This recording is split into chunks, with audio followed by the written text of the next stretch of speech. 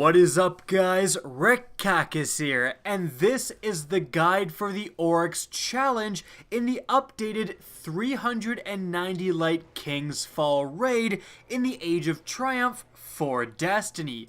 Right now, the King's Fall is the weekly featured raid, meaning that all three challenge modes are active. When it leaves this playlist, it will still be playable at the 390 Light hard mode difficulty, but it will just have a rotating challenge mode. Now, what are the rewards that you get for doing this challenge mode? Well, just like the other challenge modes, you're going to get, firstly, an exotic adept elemental primary raid weapon. You're also going to get an exclusive emblem. On top of that, you're going to get some Age of Triumph ornaments, which can, remember, be used on any of the new raid armor sets. You don't have to use the ones you earn in King's Fall on King's Fall armor. So, now let's move on and discuss how to actually beat this challenge mode. Well, in the simplest of terms, how you complete the challenge mode is to detonate 16 corrupted lights at the same time, killing Oryx in one blast. And now, let's explain with a lot more detail how to actually accomplish this. Well, you're going to start out the very beginning of this encounter by walking forward to the glowing orb of taken light that you've been following throughout the raid, and that is going to trigger Oryx to spawn. And he's pretty big since the last time you've seen him in the story mode. Well, once Oryx spawns, there's going to be a bunch of taken enemies that spawn as well. Simply take down these taken enemies. Now, once you've done that, Oryx is going to move to a certain platform. Once he gets to a platform, that's going to be quite key.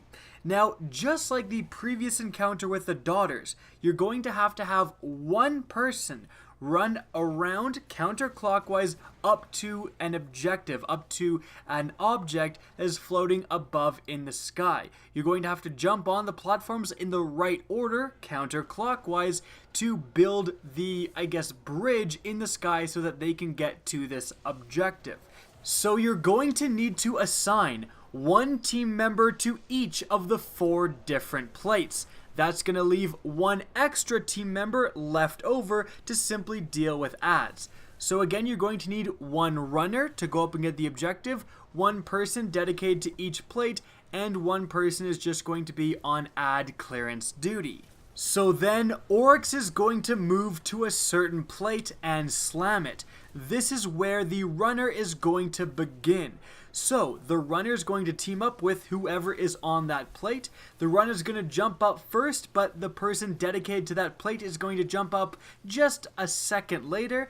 Then that person dedicated to the plate is going to stand there and not move. You cannot jump off or it will fail the building of the platforms and you will most likely need to wipe.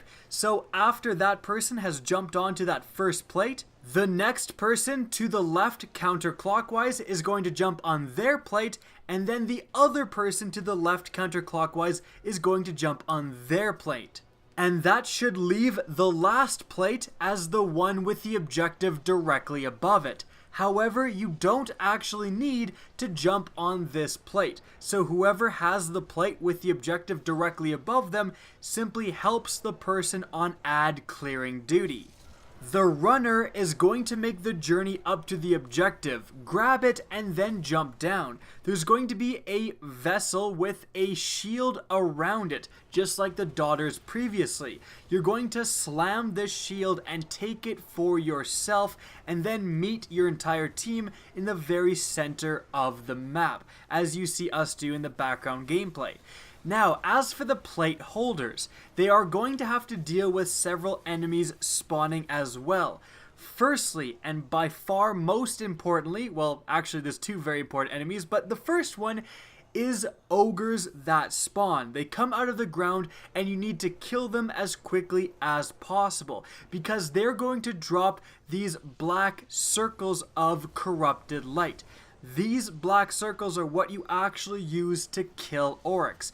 And it's very important that you kill your ogres extremely quickly, because for the challenge mode you need to detonate all these orbs at the same time. So if you let an ogre survive and walk to the middle of the map, it's going to be a lot more difficult to detonate these corrupted lights. So again, make sure you kill your ogres right away so they all die in the same spot. Right after you kill the ogre that is spawned near your plate, with the help of the 2 people on ad clearing duty who are going to move from ogre to ogre to ogre, they're going to spawn in the order that the plates have gone up, you are then going to kill the Light Eater Knight.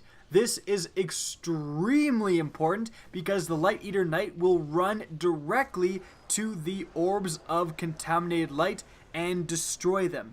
If a Light Eater Knight gets to your orbs, you have to start challenge mode pretty much again. So don't let this happen. They're going to spawn off diagonally to where you are. You'll see me snipe one often in the background gameplay, but just really be on top of these Light Eater Knights. Again, they spawn on the opposite side of the plate to where the ogres spawn. So once all of this has been done, the runner has grabbed the objective up above and then dropped down and slammed the vessel, taking his invincibility shield. Everyone has held open their plates for the runners, killed their ogres, and killed their Light Eater Knights. Everyone meets in the very center of the map and is protected by that invincibility shield.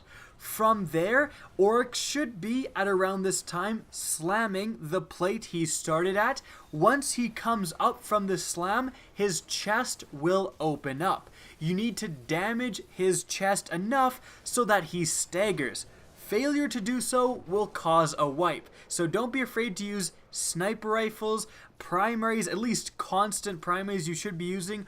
Rocket launchers are not very good for this, and the Touch of Malice, the actual raid weapon for this raid, is very, very good for this because you don't lose health when you're in this invincibility shield.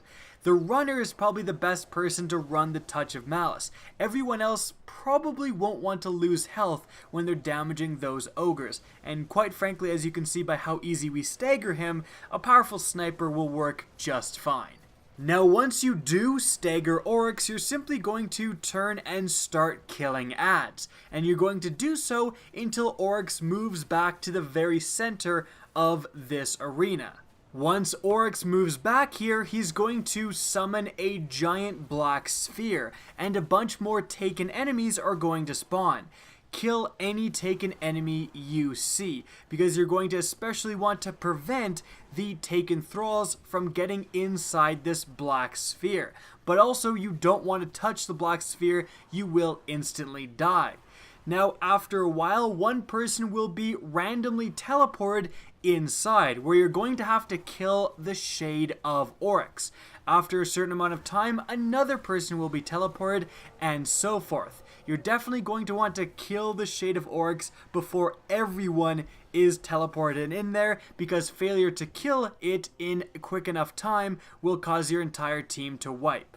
And again, kill all of the taken thrall on the outside, because they will just go inside and you're going to have to deal with the Shade of Oryx and a bunch of thralls hitting you, which is just annoying.